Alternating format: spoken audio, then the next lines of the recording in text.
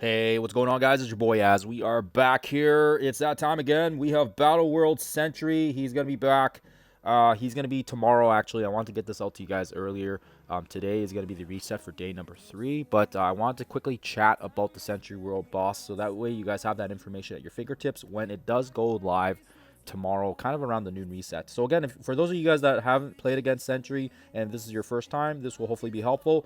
For those of you that have already dealt with him, played with him, whatever, maybe you can learn something or not, or you can just slap me in the face. Otherwise, let's get into it. So how essentially it works is your entire alliance is going to be battling together to basically take him down. And yeah, he's got two forms. He's got Sentry form, and he's also got his Void form. So when he summons, he's going to have basically all his Avenger allies, and then he basically, you want to make sure the strategy here is, if you're using Brimstone, you want to make sure Sentry stays longer in his form, because the moment he changes form, he's gonna basically be stronger. So he starts with a stack of heroism, and it's, I think it's usually like 5 or something, or 6. I don't remember. We'll look at the footage and see what it is. And every time he's attacked, he loses one. So you don't want to attack him. You want to keep him in Sentry form for as long as possible. And then when he gets, obviously when all the enemies are dead, and then he changes into Void form, then the strategy changes again. So he destroys all his Avenger allies when he does, do his ult as well. He transforms into his empowered. Oh, well, actually, I said that wrong. Let me back it up a bit. So basically, when he loses all his charges, if there is any allies left on the field, he's going to take them all down with him, and then he's going to change into his Void form. So he's going to transform into his Void, and then he's going to gain a stack of Rage for every Avenger ally that he destroys. So this is why it's important. We want to take down every Avenger ally before he loses his turn. Otherwise, he just gets stronger, and he's going to have more Rage, and the more Rage he has, the faster I think he hits harder and he hits faster, right? Rage grants empowered and Sentry boosted damage and speed bar bonuses. So I don't know whatever that means. And then when he switches over to Void form, similar strategy.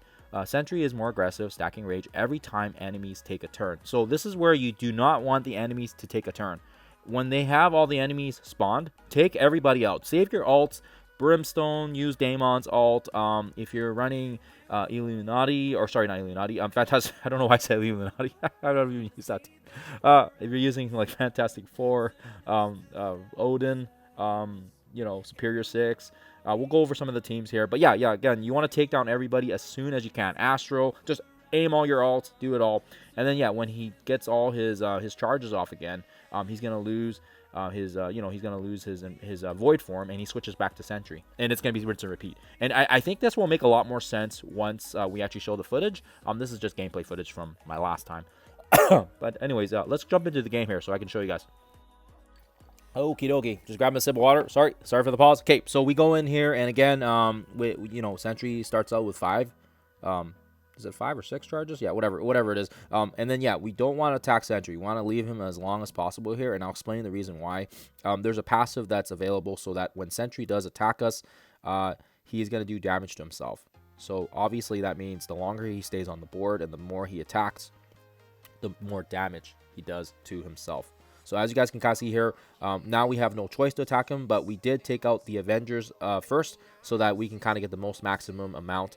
And also, if he does his changeover, there's no Avenger allies. So what that means is he doesn't get any extra Rage and extra speed and all that other good stuff that he would normally get when he does change form. So again, we're just trying to maintain cooldowns. Keep in mind, we get a lot of energy back thanks to Daemon's, his passive. He gets energy back to the Brimstone members, and we do like that because by keeping our other cooldowns for the other guys kind of like locked in, then most of the energy actually kind of goes to Living Mummy as well. So right here, we do the bomb. That's going to take out everybody. Now he's not going to get any bonus Rage because there's no enemies to take a turn. And we do what we set out to do, which is to focus on him. And unfortunately, you can use the specials. You can use the ults. It really doesn't matter because by the time he switches back to his Sentry form, then he is going to be able to, we can just single target the other guys. We don't need to use our ults, right? So right here, we can single target and focus on Hulk. He's actually kind of really beefy. So sometimes you can get a couple attacks out of him.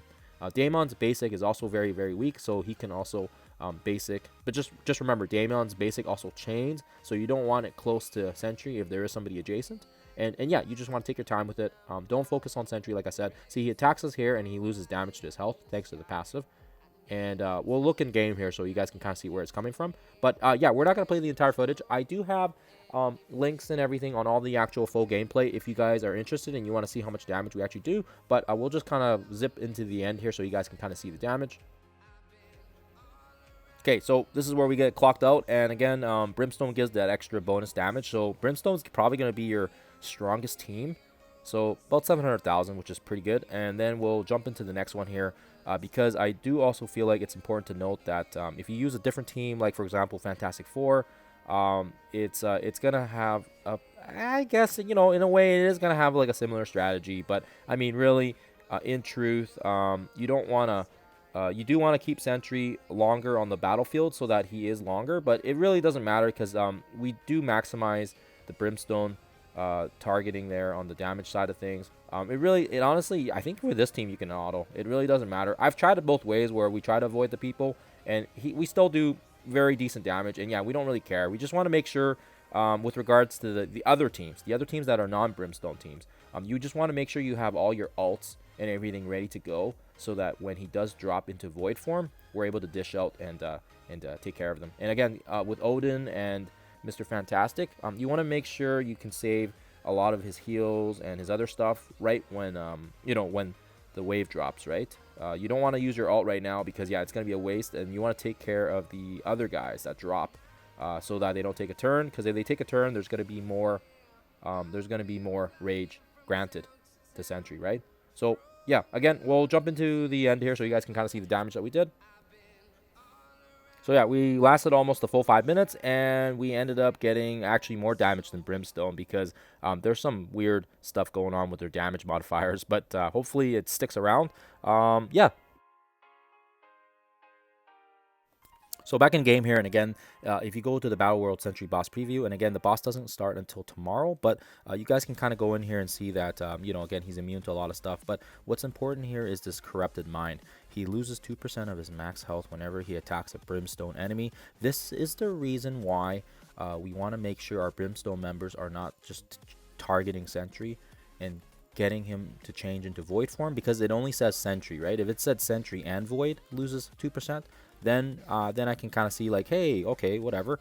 And also keep in mind, if you have Daring Warriors or Retcon, that's going to help amp up the damage as well here. And also, like I said last time, the damage modifiers were a little finicky, so maybe they haven't fixed it or figured out a way to do it. Also, if you have Daring Warriors or Retcon, they will also get 50% health, damage, armor, resistance, focus. So this is actually really good because a lot of people now have the tier 20 Deadpool, and he is also part of that Retcon team. So he may be useful here this time, and we may be able to slot him in somewhere for that extra little umph. Otherwise, let's quickly look at the teams, and I'll let you guys go. So again, teams, no surprises. We've got Brimstone at the top here, and you guys will also see that for this specific one, what you want to do is you want to make everybody a fortifier. I know some people said it doesn't matter, but I don't know. For some reason, I think it helps. I don't know. And last time, Hellcat did die quite quickly, so I think maybe what I'll do is maybe I'll put Dame on there next time because he does heal better, or maybe I'll switch it with Doctor Strange. I'll have to see here. I'll see who I don't like better.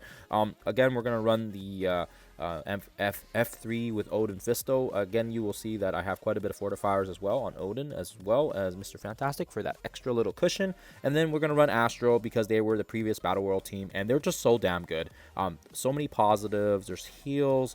It's such a crazy team. I got a couple of healers on there for that extra little progress. There's my level 64 Sentry. He's just chilling here as a little breaker here, but I would say these are the top 3 teams to use. And then these ones, if you have them, great. I picked these teams because not only are they accessible to a lot of players because they are raid teams, but also because we bumped them up quite a bit during the Professor Xavier saga, during the Target Blue Marvel, and of course as well it would be a waste to not use some characters that aren't tier 20, right? So my full Insidious 6 team, this was able to do some quite decent damage.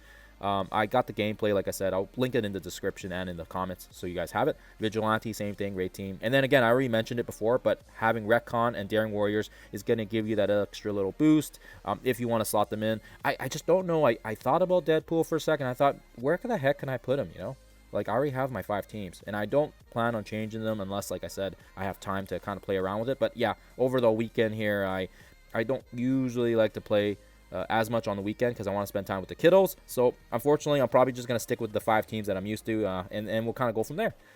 Otherwise, hopefully this has helped you guys out. Hopefully this gives you guys a little bit of insight. Like I said, I'm going to attach all the links and all the other stuff that I have from last time. You guys want to have a look at it, and hopefully this was valuable and you guys learned something. And if not, well, I'm sorry I wasted your guys' time. Otherwise, guys, thank you for watching as always, and I'll see you guys in the next one.